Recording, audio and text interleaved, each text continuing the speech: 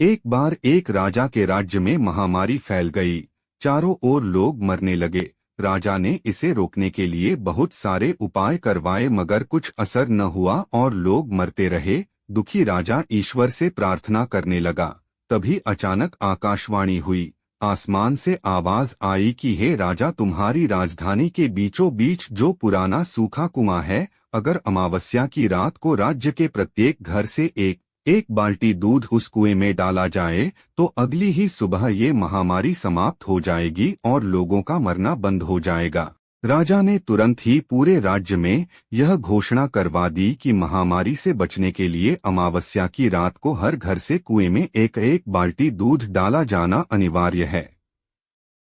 अमावस्या की रात जब लोगों को कुएं में दूध डालना था, उसी रात राज्य में रहने वाली एक चालाक एवं कंजूस बुढ़िया ने सोचा कि सारे लोग तो कुएं में दूध डालेंगे, अगर मैं अकेली एक बाल्टी पानी डाल दूं तो किसी को क्या पता चलेगा।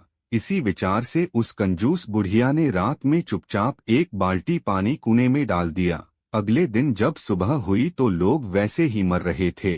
कुछ भी नहीं बदला था क्योंकि महामारी समाप्त नहीं हुई थी। राजा ने जब कुएं के पास जाकर इसका कारण जानना चाहा तो उसने देखा कि सारा कुआं पानी से भरा हुआ है, दूध की एक बूंद भी वहां नहीं थी। राजा समझ गया कि इसी कारण से महामारी दूर नहीं हुई और लोग अभी भी मर रहे हैं।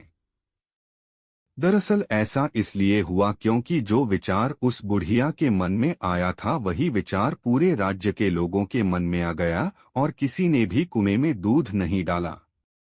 मित्रों, जैसा इस कहानी में हुआ वैसा ही हमारे जीवन में भी होता है। जब भी कोई ऐसा काम आता है जिसे बहुत सारे लोगों को मिलकर करना होता है तो अक्सर हम अपनी जिम्मेदारियों से यह सोचकर पीछे हट जाते हैं कि कोई न कोई तो कर ही देगा, और हमारी इसी सोच की वजह से स्थितियां वैसी की वैसी बनी रहती हैं। अगर हम दूसरों की परवाह किए बिना अपने हिस्से की जिम्मेदारी निभाने लग जाएं तो पूरे देश में ऐसा बदलाव ला सकते हैं जिसकी आज हमें जरूरत है।